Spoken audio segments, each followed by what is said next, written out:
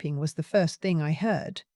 Not my daughter's voice, nor my son-in-law's footsteps in the hallway, just that steady mechanical beeping that tells you you're still alive, even when part of you isn't sure if that's a good thing. I remember the floor of St. Andrew's Presbyterian coming up fast. I remember reaching for the back of the pew and missing. I remember thinking, in that strange, slowed-down way the mind works in crisis, that I had a pot of lentil soup on the stove at home and I'd forgotten to turn it off. That's what you think about, not the big things, the soup. When I opened my eyes properly, I was at Sunnybrook. A nurse named Tanya was adjusting something near my arm, and the first face I saw wasn't the one I'd spent 64 years loving. It was a stranger's face, kind but professional, and she smiled at me and said, "There she is. You gave us quite a scare." I had a massive heart attack. The doctor later told me that if the couple behind me, I still don't know their names, hadn't known CPR, I would not have made it to the ambulance. Two strangers kept me breathing on the floor of a church while my daughter was God knows where. That part took a while to sink in. My name is Margaret. Everyone calls me Peggy, and I was 66 years old when this happened. I'd been living alone in my house in Barrie, Ontario for 3 years, ever since my husband Gerald passed. 3 years of figuring out the furnace myself, of eating dinner at 5 o'clock because there was no one to eat with at 7, of calling my daughter on Sunday evenings and leaving messages that got returned 2 or 3 days later, if at all. I had told myself that was normal, that adult children were busy, that I shouldn't expect too much. I had told myself a lot of things that turned out not to be true. My daughter, I'll call her by the name she prefers with her work colleagues, Tanya. No, that's the nurse. My daughter's name is Joanna. And my son-in-law is Derek. They live 40 minutes away in Innisfil, in a house that has 4 bedrooms and a finished basement and a backyard with a hot tub they use maybe 3 times a year. They'd been married 6 years. No children yet, which Joanna said was a choice, and I believed her, mostly. The hospital called Joanna's number first, then Derek's, then Joanna's again. They called a combined total of 31 times over the first 6 hours. 31 calls. I know this because the charge nurse, a steady, no-nonsense woman who I will be grateful to for the rest of my life, wrote it down for me on a piece of paper when I was well enough to ask. She said, "I want you to have this because sometimes people need to see things on paper." She was right. 31 calls. No answer. No voicemail callback. Nothing. I spent the first night alone. The second morning, a young woman appeared in the doorway of my room. She was maybe 32, 33, wearing her hair in a braid and carrying a Tim Hortons bag that smelled like everything good in the world. I didn't recognize her right away. My vision was still a little slow and I wasn't wearing my glasses. "Mrs. Hartley," she said, "it's Fiona. Fiona Marsh, from next door." Fiona had moved in 3 doors down from me about 8 months earlier. We'd spoken maybe a dozen times. She'd helped me carry in a flat of water once when she saw me struggling, and I'd given her the name of my plumber when her kitchen sink backed up. That was the full extent of our relationship. She'd heard from another neighbor that I'd been taken by ambulance. She'd looked up which hospital. She'd driven 45 minutes in rush hour traffic to bring me soup, real soup, from the Portuguese place on Dunlop Street that I'd mentioned exactly once in passing, and to sit with me for 2 hours. I cried when she came in. I couldn't help it. I was so relieved to see a face that was there on purpose. "Has anyone called your daughter?" she asked, very carefully, the way people ask things they already suspect the answer to.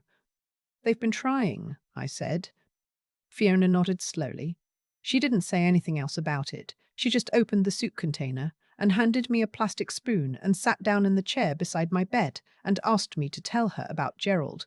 She'd never met him, but she wanted to hear about him. So I talked, and the soup was warm, and outside the window it was November and the light was going early the way it does, and I felt, for the first time in 2 days, like a human being. Joanna called on the 3rd day. Not because she'd finally found a moment. Not because something had tugged at her conscience in the night. She called because a mutual friend, someone from her old book club who still talked to me sometimes, had seen a post on Facebook.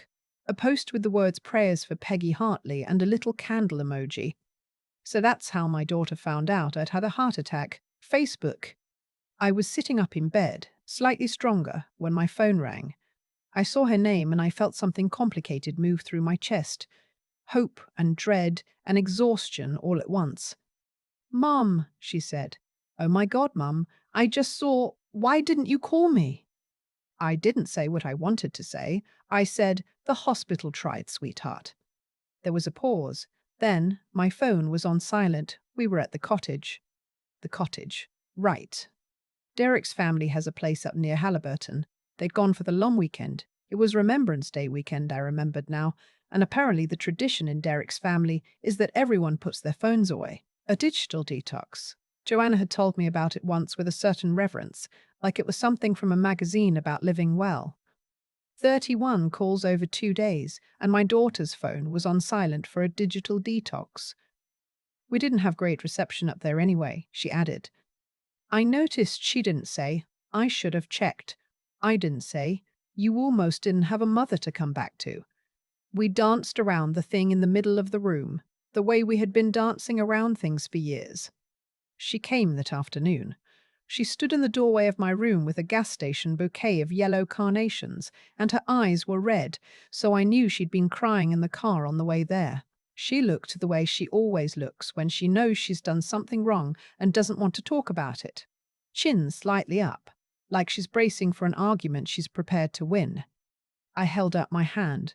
She came over and took it. We didn't talk about the 31 calls. Derek shook my hand and said, "Glad you're on the mend, Peggy."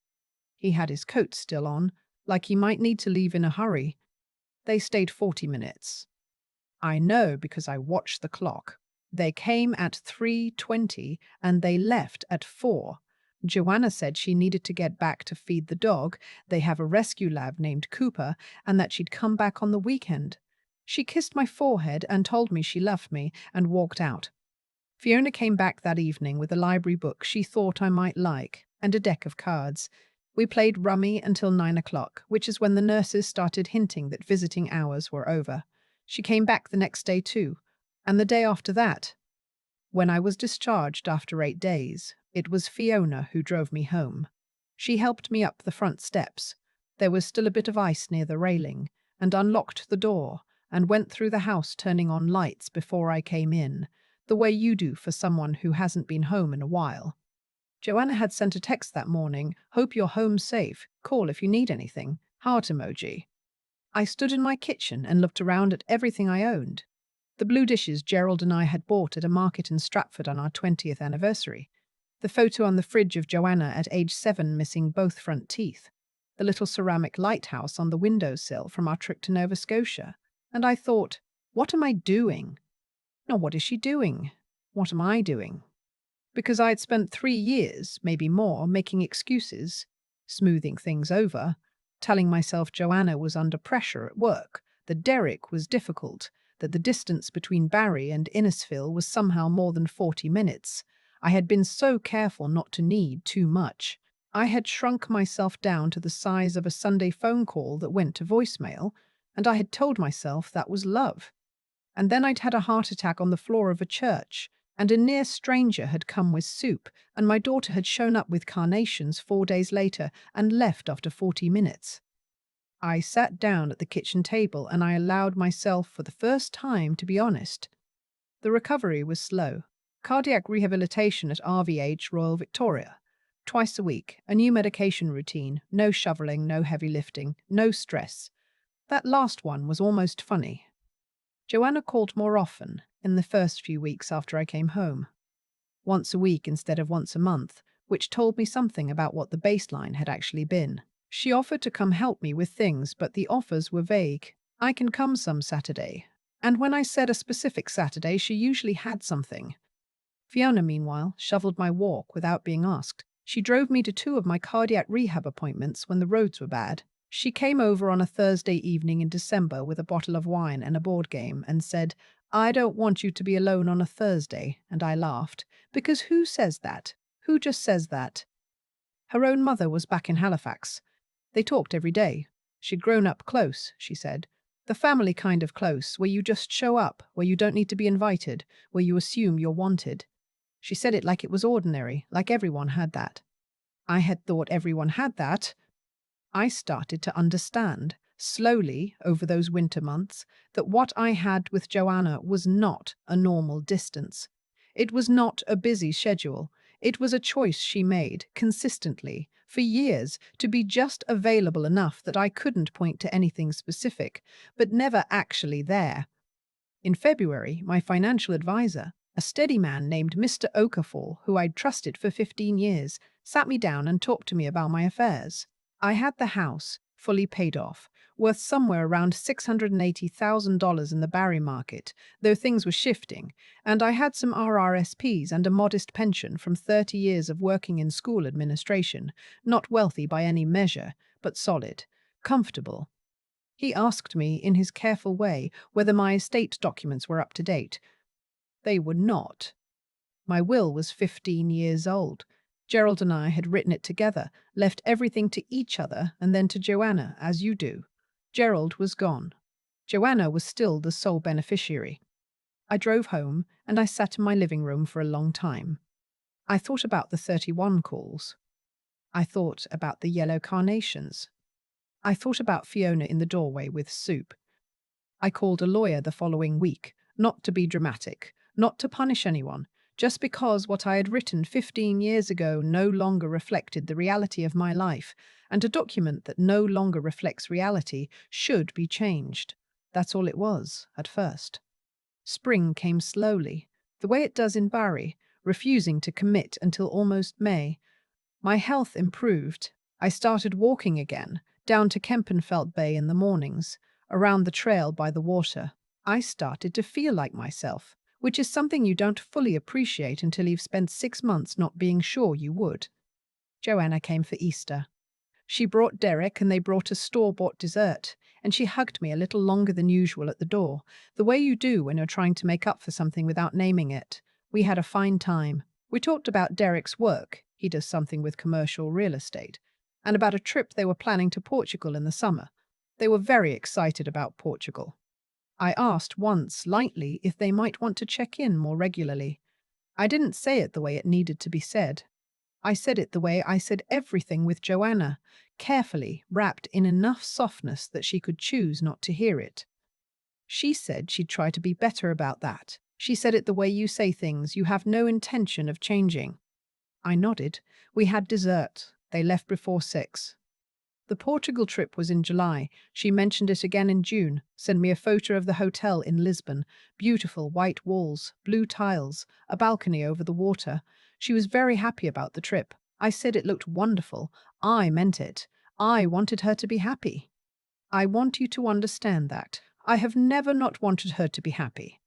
But here is what I also want you to understand. The same week she sent me that hotel photo, I had a follow-up appointment at Sunnybrook. Routine, they said, just checking the numbers 6 months out. I went by myself on the GO train because the drive into Toronto felt like too much, and I wasn't ready to ask anyone for help again.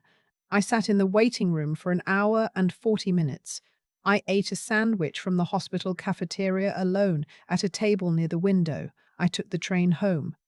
And I thought, she knows I have this appointment. I told her last week, and she has sent me a hotel photo.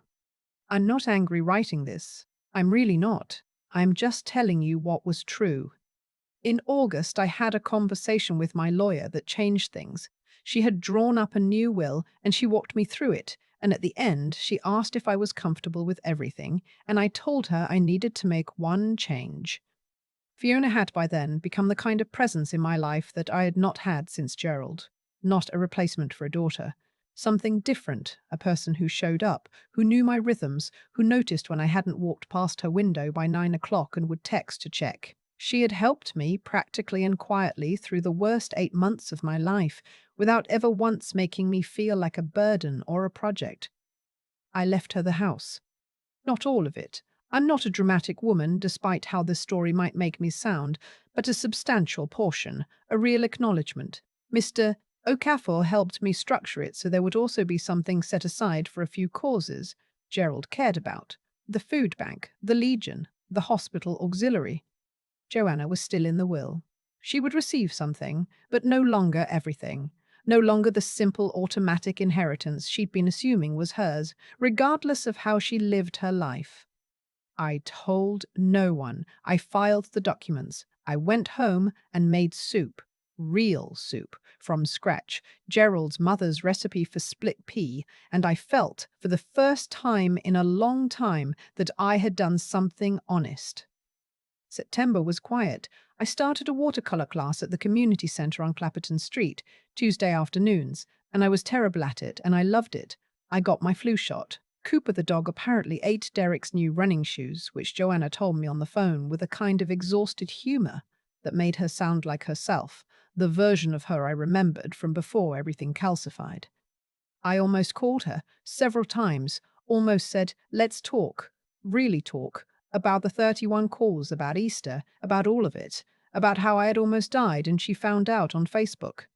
I didn't. I don't fully know why. Maybe I was protecting myself. Maybe I was just tired. October, then November, 1 year out. The week before Remembrance Day, I marked it privately, the way you mark things. Joanna called me on a Tuesday morning. Not Sunday. Tuesday, 10 o'clock, which was unusual enough that I knew immediately something had happened. Mum, she said, I need to talk to you. She'd spoken to a cousin of mine, Malcolm, who I'm close with and who knew about the will changes because I'd mentioned it to him in confidence. Malcolm means well. He told Joanna he thought she should know. I let her talk. She was hurt, and the hurt was real, and I did not dismiss it. She said she didn't understand. She said she thought we were fine. She said she thought the heart attack had brought us closer. I listened to all of it, and then I said very quietly, Joanna, they called you 31 times. Silence. I was on the floor of a church for 20 minutes before anyone knew I was alive. I was in the hospital for 8 days. You came for 40 minutes, and you brought carnations from a gas station, and then you went home to feed the dog. And Fiona, a woman I'd known for 8 months, sat with me every day. More silence. I'm not cutting you out, I said. I'm not punishing you. I just changed a document to match reality. That's all. She cried, and I held the phone and I let her cry because she is still my daughter, and I still love her, imperfectly and stubbornly, the way you love someone who was once the whole world to you and then became something more complicated. But I didn't change the will. Some things, once said clearly, don't need to be unsaid. It's spring again now. I walk to the bay most mornings, earlier than I used to. I like it when the water is still and there are only a few people out with their dogs. I stop for coffee sometimes at the little place near the marina that doesn't have a very good sign, but has very good coffee. I think about Gerald. I think about how quickly everything can change and how slowly we let ourselves see what's been true for a long time. Fiona came for dinner last Sunday. I made the split pea soup. She brought bread she'd baked herself. She's been on a bread baking phase. Her whole counter is apparently covered in flour, and we ate at the kitchen table with the blue dishes, and she asked me to tell her more about Nova Scotia because she'd never been and was thinking about going. And I told her about the lighthouse at Peggy's Cove and how Gerald had stood there for a long time just looking out. Not saying anything, just looking. He sounds like someone who knew how to be still, she said. He was. He really was. Joanna and I are still talking. It's different now. More careful, maybe, but also more honest. She came in March. Just her. No Derek. And we walked along the bay and she said she was sorry. She said it plainly without conditions, and I believed her. We are working on it. Slowly, the way you work on things that matter. But I will tell you this, the 31 calls are still on that piece of paper, and I still have it, and some nights when I wonder if I was too hard, if I asked for too much, if I should have let it all go quietly the way I always had, I take it out, and I read it. 31 times. And then I put it back, and I close the drawer, and I go to sleep, and in the morning I walk down to the water. I still have that piece of paper in my kitchen drawer. The one with 31 calls written on it in a nurse's handwriting. I don't take it out often anymore, but I know it's there, and knowing it's there is enough. For most of my life, I believed that love was something you extended unconditionally, without accounting, without ledgers. And I still believe that, mostly, but I've come to understand, slowly, the way you understand things that are painful to admit, that there is a difference between loving without conditions and accepting without limits. I confused those two things for a very long time, and that confusion cost me something I can't fully name. What I know now is this. The way people behave when you are at your most helpless is not an accident. It is not a scheduling conflict or a dead zone or a digital detox. It is a choice, and choices, made consistently over years, become a kind of character. Joanna didn't fail to answer 31 calls because she was busy. She failed to answer them because somewhere, over years of small decisions, she had stopped thinking of my emergencies as hers to carry. That is a painful thing to see clearly, but seeing it clearly is the only honest thing. Fiona showed me the other side of that. She had no obligation to me, no history, no blood, no shared last name. What she had was a kind of moral instincts, the quiet, uncelebrated kind that makes a person drive 45 minutes in rush hour traffic because someone they barely know is alone in a hospital. I think about that a lot, not as a lesson about friendship versus family, but as a lesson about what it actually looks like when someone has built the habit of doing the right thing when no one is watching and there is nothing to gain. That's not luck, that's character, formed over a lifetime of small choices, just like Joanna's choices were. And then there's what it took for me to finally act, to call the lawyer, to change the document, to say plainly and without apology that my life had changed and my affairs should reflect that. I had spent years being afraid to need too much, afraid to ask clearly, afraid to hold someone accountable, because the accountability might cost me the relationship. What I didn't fully see was that the relationship I was protecting no longer existed in the form I imagined. I was guarding a door to a room that had been empty for a long time. It took a heart attack to make me brave enough to look at that honestly. I wish it hadn't. I wish I had been the kind of person who could have seen it sooner, named it sooner, and had the conversation I needed to have years before a nurse was writing tallies on a piece of paper. That is the part I sit with. Joanna and I are still talking. We're working on something, slowly. I don't know what shape it will take, but I know that whatever we build from here will be built on something true, and that matters more to me now than the comfort of pretending everything was fine. The bay is still there in the mornings. The coffee at the place near the marina is still good. Fiona's bread is still better than mine, though I'll never say that to her face. Some things you keep, some things you change. Knowing the difference, that's the whole project.